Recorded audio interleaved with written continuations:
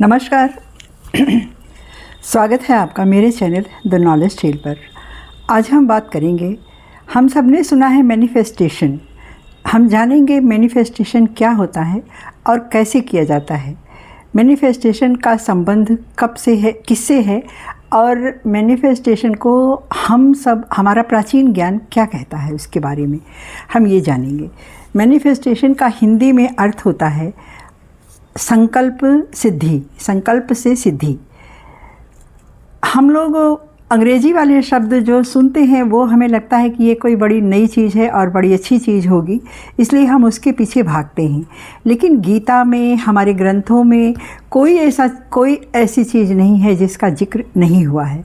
और जो आज के लोग जो ये मैनिफेस्टेशन और law of attraction, conscious mind, सब कॉन्शियस माइंड, ये सारे के सारे हमारे ग्रंथों में हज़ारों वर्ष पहले से ही इन सब का प्रयोग होता रहा है, बस हमने इसे पढ़ना छोड़ दिया है। तो मैनिफेस्टेशन का अर्थ होता है संकल्प। संकल्प हम एक संकल्प मन में लेते हैं और ईश्वर को सौंप देते हैं और ईश्वर हमारी सुनता है और हमारा संकल्प पूरा होता है। आप सब जानते होंगे कि जब हम पूजा में बैठते हैं तो विशेष पूजा करने से पहले पंडित जी हमें कहते हैं कि संकल्प लीजिए। हमारे हाथ में अक्षत देते हैं, पुष्प देते हैं और जल देते हैं और कहते हैं कि आपके मन में जो इच्छा हो आप संकल्प लीजिए। फिर हम अपने मन की इच्छा को ईश्वर के सामने कहते हैं और उस जल, अक्षत और पुष्प को ईश्वर के चरणों में अर्पित कर देते हैं। तो और कुछ दिनों के बाद हमारा वो संकल्प पूरा होता है। यही है मैनिफेस्टेशन। हमने पूजा की, भगवान से अपनी बात को रखा और उसके बाद कुछ दिन में हमें विश्वास है। एक चीज़ और है, मैनिफेस्टेशन में आपको पूरा विश्वास रखना होगा कि ईश्वर हमारी ज़रूर सुनेगा और हमारी मन की बात को वो सुनेगा और करेगा, हमारी इच्छा को पूरा करेगा, क्योंकि वो हमारा पिता है। वो जगत को बनाने वाला है, उसके पास सब कुछ प्रचुरता में भरा हुआ है, सब चीज़ उसके पास है, उसके पास कोई कमी नहीं है। हम सब जो करोड़ों के लिए हमें लगता है कि बहुत हो गया है, वो इतना तो उसके पास कुछ है। आप पूरे जगत को देख लीजिए, ईश्वर का ही ऐश्वर्य तो है ये। पूरा विश्व देख लीजिए, ये सब ईश्वर का ही तो ऐश्वर्य है।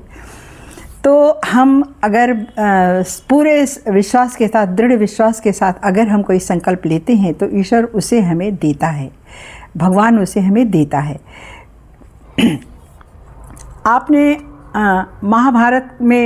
महाभारत के कुरुक्षेत्र में आपने एक बड़ी महत्वपूर्ण बात श्री कृष्ण ने कही है।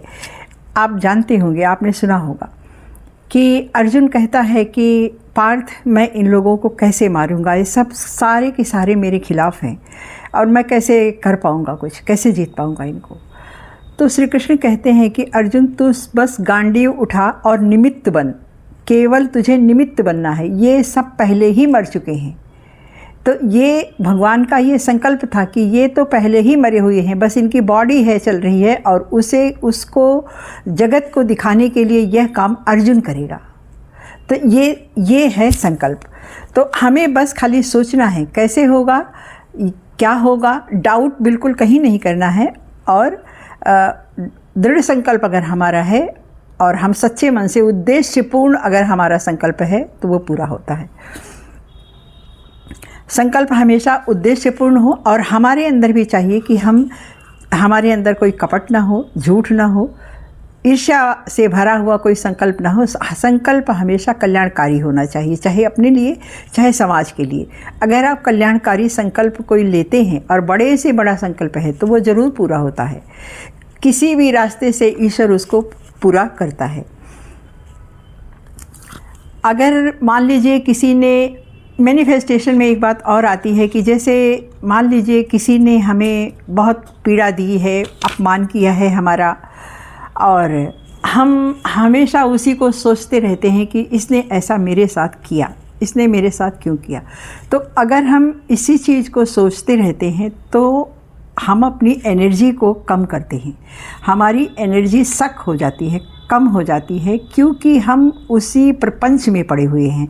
हमारा वो मन जो इतना पवित्र है, जो कुछ अच्छा सोच सकता था, वो किसी और की ईर्ष्या के कारण हमारा मन मलिन हुआ पड़ा हुआ है। तो आप ऐसे में जिसने भी आपका अपमान किया, उसका जिक्र ही मत लीजिए, ना अंदर ना बाहर। अंदर से मतलब मेरा मन है, अंतर मन से कोई जिक्र नहीं उसका, और उस हर पीड़ा को इरेज कर दीजिए, उस सारी पीड़ा को आप निकाल दीजिए।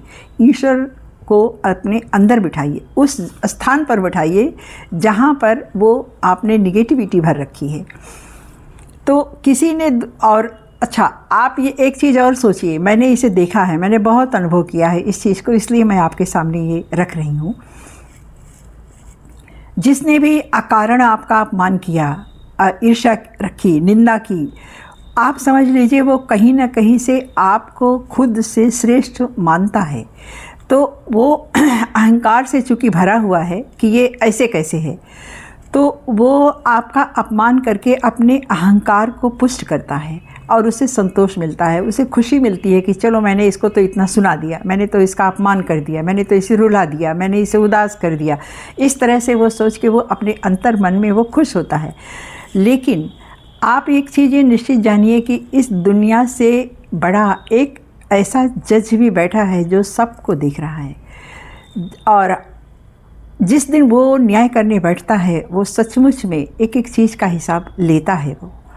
वो बस हमें ये नहीं पता कि उसके बैठने की तारीख़ क्या है, हमें तारीख़ नहीं पता, इसलिए सब्र करना चाहिए और ऐसे लोगों को इग्नोर करना चाहिए। मैंने कहा ना, अंदर से भी इग्नोर करना चाहिए, कभी ज़ुबान पे ऐसे लोगों का नाम भी नहीं लेना चाहिए। इस तरह से रहे कि जैसे मैं तो तुम्हें पहचानता ही नहीं, तुम कौन हो। हमारे लिए वो बिल्कुल नील है, कुछ नहीं है।